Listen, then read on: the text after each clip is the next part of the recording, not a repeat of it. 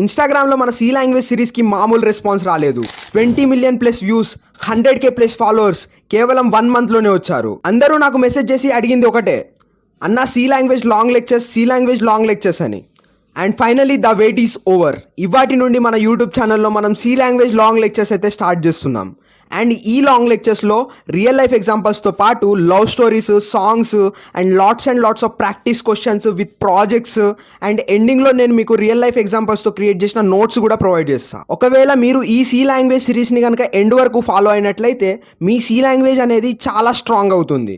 And ఈ C language series మీకు life long గుర్తుంటుంది. సో హాయ్ హలో నమస్తే, welcome back to my YouTube channel. నా పేరు రోహిత్ గోతురి. ఇక మనం సి లాంగ్వేజ్ సిరీస్ని అయితే లేట్ చేయకుండా స్టార్ట్ చేసేద్దాం. సో ఈ లెక్చర్ నెంబర్ 1లో మనం ఈ టాపిక్స్ అయితే కంప్లీట్ చేయబోతున్నాం. ఫస్ట్ మనం అసలు సి లాంగ్వేజ్ని ఎందుకు నేర్చుకోవాలి, అండ్ ఆ తర్వాత ప్రోగ్రామింగ్ అంటే ఏంటి, ప్రోగ్రామింగ్ లాంగ్వేజ్ అంటే ఏంటి, అండ్ మనం అసలు తెలుగు, హిందీ, ఇంగ్లీష్లో ఎందుకు కోడింగ్ చేయకూడదు, అండ్ కంపైలర్ అంటే ఏంటి, అసలు ఈ సి లాంగ్వేజ్ అంటే ఏంటిది, అండ్ ఆ సి లాంగ్వేజ్ని ఎవరు కనిపెట్టారు, దాని ఫీచర్స్, అప్లికేషన్స్, అండ్ ల్యాప్టాప్లో కోడింగ్ చేయడానికి సెటప్, అండ్ ల్యాప్టాప్ లేని వాళ్ళకు మొబైల్లో కూడా కోడింగ్ ఎలా చేయాలి అనే దాని గురించి కూడా చెప్తాను.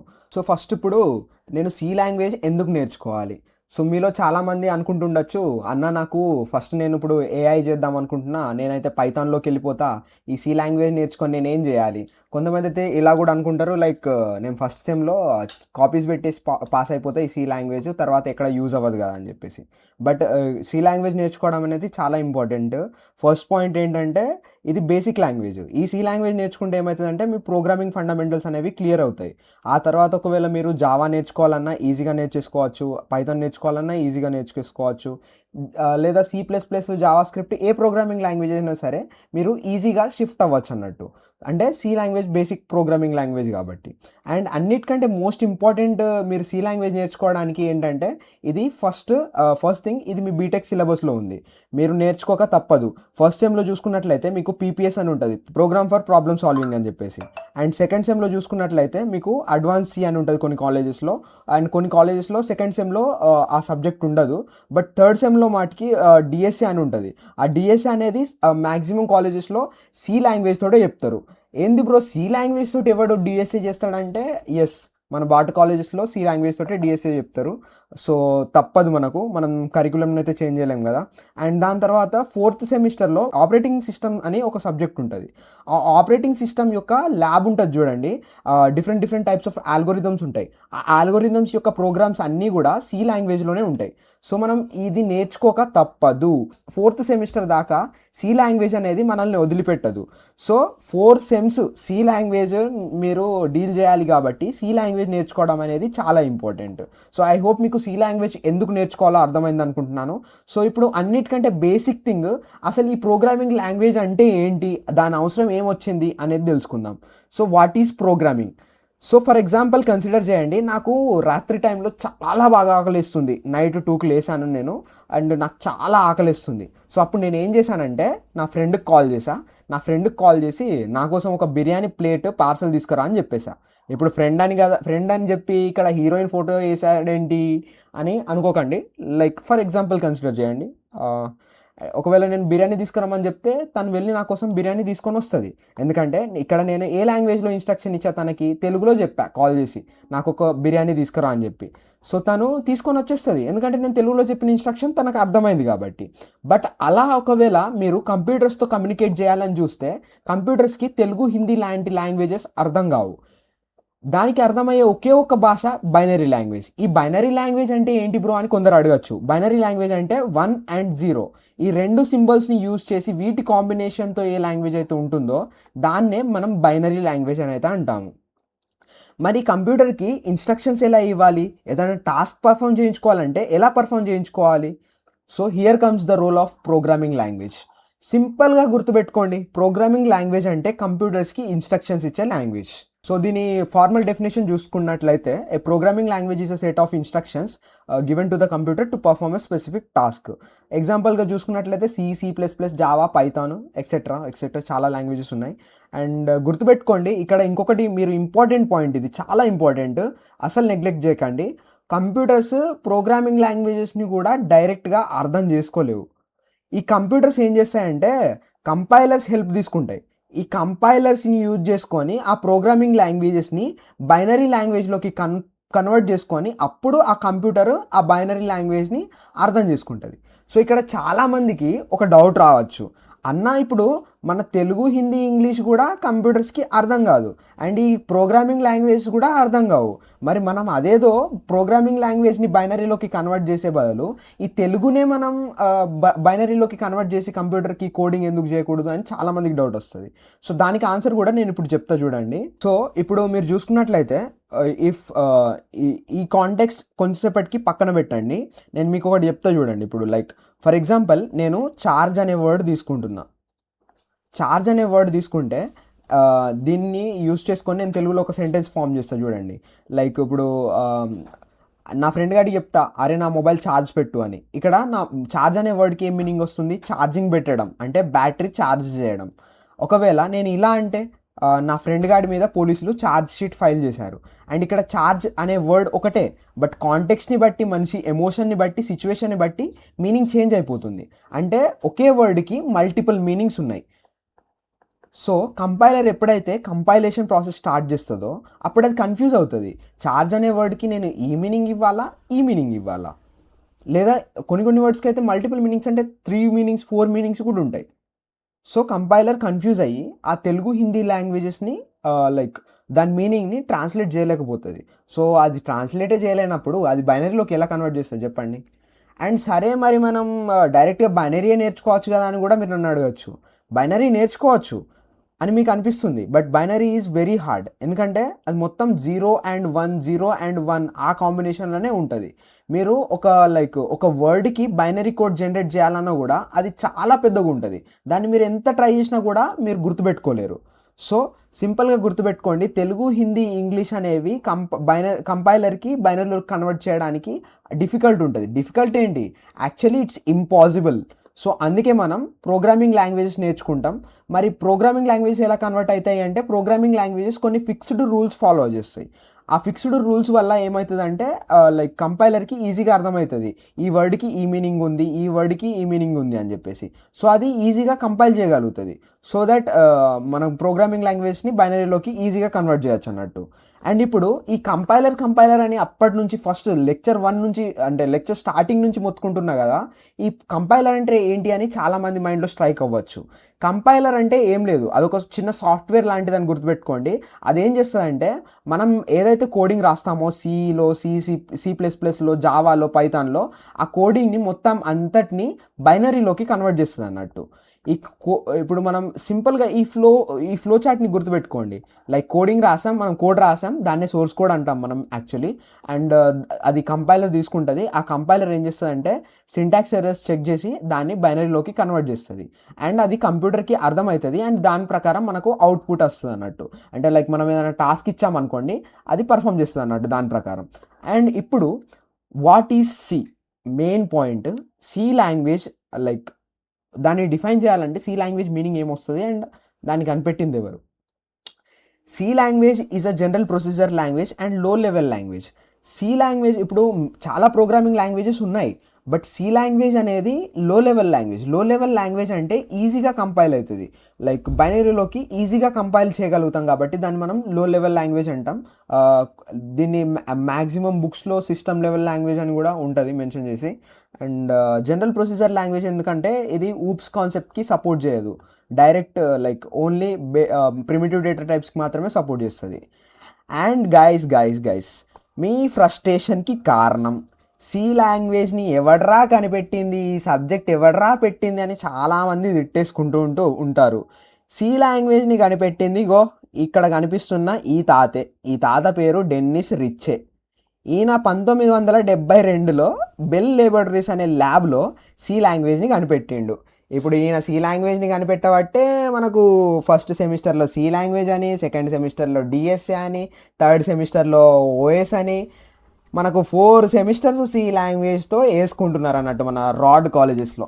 సో మీరు ఏమన్నా తిట్టుకోవాలనుకుంటే ఈ తాతని తిట్టుకోండి.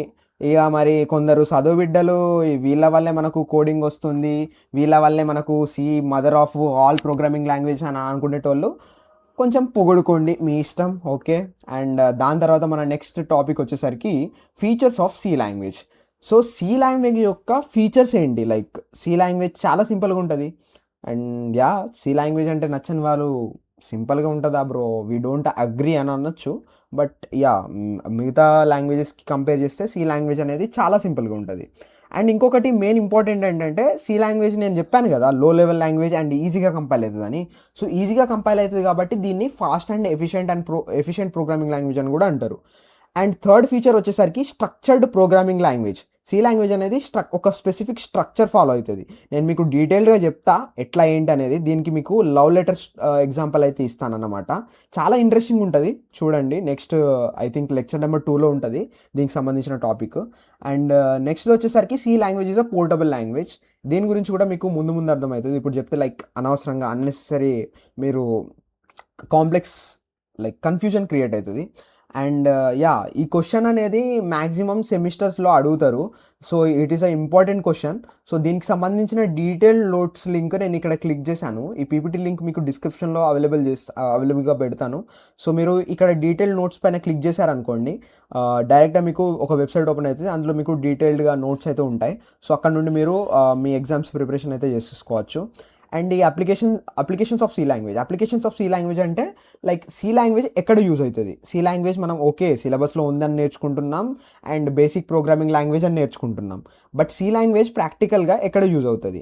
ఆపరేటింగ్ సిస్టమ్స్ బిల్డ్ చేయడానికి సి లాంగ్వేజ్ని యూజ్ చేస్తారు. మెయిన్లీ లైక్ యునిక్స్ లాంటి ఆపరేటింగ్ సిస్టమ్ బిల్డ్ చేయడానికి. అండ్ యా, ఎంబెడెడ్ సిస్టమ్స్లో కూడా సి లాంగ్వేజ్ యూజ్ అవుతుంది, ఎందుకంటే లో లెవెల్ లాంగ్వేజ్ కాబట్టి. అండ్ యా, మీకు కంపైలర్ అంటే ఏంటో చెప్పాను కదా, ఆ కంపైలర్ని క్రియేట్ చేయడానికి కూడా సి లాంగ్వేజ్ యూజ్ చేస్తారు.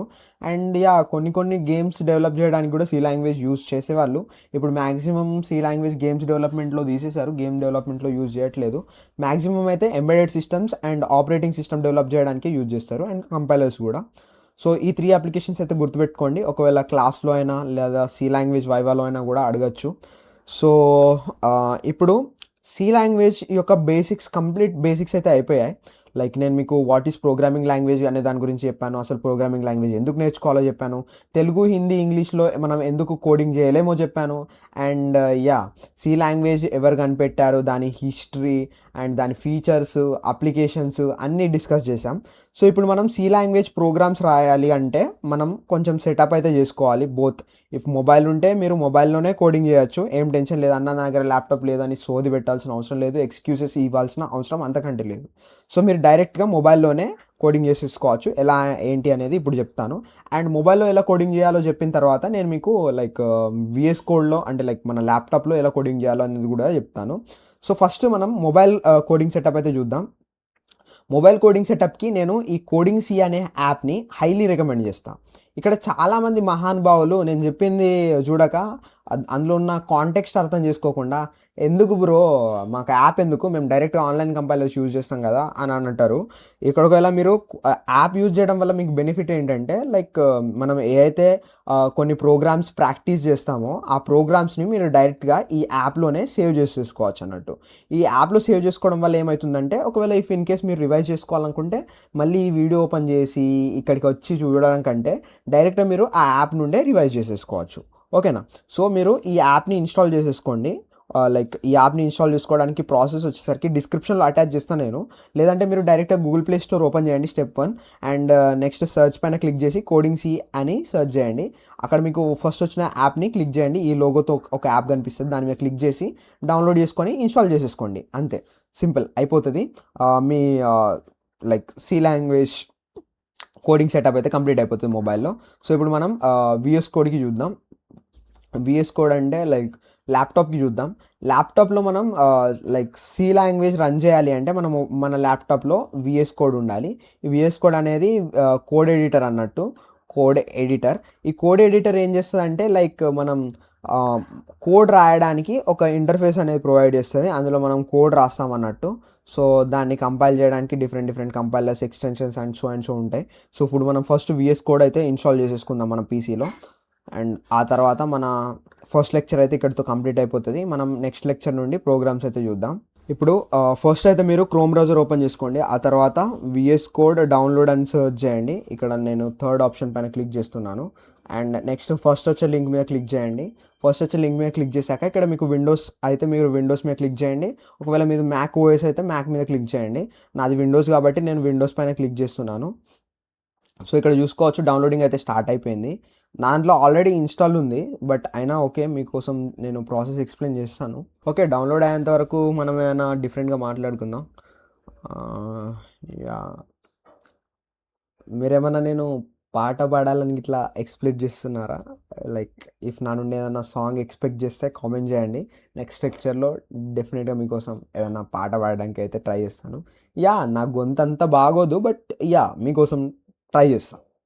ఓకే ఓకే, మన విఎస్ కోడ్ అయితే డౌన్లోడ్ అయిపోయింది. సో సింపుల్గా దీనిపైన క్లిక్ చేయండి. ఇలా క్లిక్ చేసిన తర్వాత మీకు ఇంటర్ఫేస్ అనేది ఇలా వస్తుంది. సో మీరు రన్ పైన క్లిక్ చేయండి. రన్ పైన క్లిక్ చేశాక మీకు ఇంటర్ఫేస్ ఇలా వస్తుంది. ఫస్ట్ ఆప్షన్ ఐ యాక్సెప్ట్ మీద క్లిక్ చేయండి. అండ్ నెక్స్ట్ మీద క్లిక్ చేయండి. నెక్స్ట్ మీద క్లిక్ చేస్తూ వెళ్ళండి. ఇన్స్టాల్ మీద క్లిక్ చేయండి. మీకు ఇట్లా వస్తుంది, setup is preparing installing VS code అని చెప్పేసి. సో విఎస్ కోడ్ ఇన్స్టాల్ అయ్యేదాకా వెయిట్ చేయండి. సో గైస్ చూసుకోవచ్చు, మన విఎస్ కోడ్ అయితే ఇన్స్టాలేషన్ కంప్లీట్ అయిపోయింది. ఇప్పుడు మనం ఇంకొకటి అయితే ఇన్స్టాల్ చేసుకోవాల్సి ఉంటుంది. విఎస్ కోడ్ ఒకటి ఇన్స్టాల్ చేసుకుంటే సరిపోదు. ఇది నా ప్రాజెక్ట్ అయితే ఓపెన్ అయిపోయింది డైరెక్ట్గా. ఒక్క నిమిషం ఆగండి. సో యా, సో ఇప్పుడు మనం మింజిడబ్ల్యూ అయితే ఇన్స్టాల్ చేసుకోవాలి. Like open the browser and search మింజిడబ్ల్యూ డౌన్లోడ్ అండ్ ఎండ్ మీద క్లిక్ చేయండి. సారీ, ఏఐ మోడ్ అయితే క్లిక్ అయిపోయింది. ఓకే, ఫస్ట్ లింక్ మీద క్లిక్ చేయండి. అండ్ ఇక్కడ మీకు డౌన్లోడ్ అనే ఆప్షన్ వస్తుంది. డౌన్లోడ్ పైన క్లిక్ చేయండి. డౌన్లోడ్ పైన క్లిక్ చేశాక లైక్ మీ డౌన్లోడ్ అయితే స్టార్ట్ అయిపోతుంది. ఇక్కడ చూడండి 3 seconds అని వచ్చింది, టైమర్ వచ్చింది. ఇప్పుడు మనకు డౌన్లోడ్ అయితే స్టార్ట్ అయిపోయింది అన్నట్టు. డౌన్లోడ్ అయిపోయింది. ఇప్పుడు దాని మీద క్లిక్ చేయండి. దాని మీద క్లిక్ చేసి ఇన్స్టాల్ మీద క్లిక్ చేయండి. కంటిన్యూ మీద క్లిక్ చేయండి. కంటిన్యూ మీద క్లిక్ చేయండి. ఇక్కడ ఏమంటుందంటే the copy of MongoDB is already installed. ఇక్కడ నా దాంట్లో ఆల్రెడీ ఇన్స్టాల్ చేసి ఉంది. సో అందుకే లైక్ ఇక్కడ ఇలా ఇంటర్ఫేస్ అయితే వస్తుంది. సో మీరు ఏం చేయండి అంటే లైక్ ఇన్స్టాల్ నెక్స్ట్ మీద క్లిక్ చేస్తూ వెళ్ళండి. అండ్ అక్కడ ఒక ఎన్విరాన్మెంటల్ వేరియబుల్ సెట్ చేసుకోమని అడుగుతుంది. ఒకవేళ ఇఫ్ ఇన్ కేస్ మీకు సెట్ చేసుకోవడానికి రాకపోతే లైక్ యూట్యూబ్కి వెళ్ళి సర్చ్ చేయండి how to set up VS code in Telugu for C language అని చెప్పేసి. అక్కడ వచ్చేస్తుంది. Easy, simple. వీడియో చూడడం అవసరం పడదు నాకు తెలిసినంత వరకు అయితే. ఇఫ్ ఒకవేళ సెటప్లో మీకు ఏమైనా ప్రాబ్లం వస్తే కింద డిస్క్రిప్షన్లో నా ఇన్స్టాగ్రామ్ ఐడి ఇస్తా, పర్సనల్ది, మన పేజ్ది కాకుండా. సో అక్కడ నాకు డైరెక్ట్గా కాంటాక్ట్ అవ్వండి. లైక్ మీకు అక్కడ నేను మీకు హెల్ప్ చేసేస్తాను. సో ఓకే, నేనైతే ఇక్కడ క్యాన్సిల్ చేసేస్తున్నాను. సో లైక్ చూసుకున్నట్లయితే మన విఎస్ కోడ్ లైక్ సెటప్ అయితే కంప్లీట్ అయిపోయింది.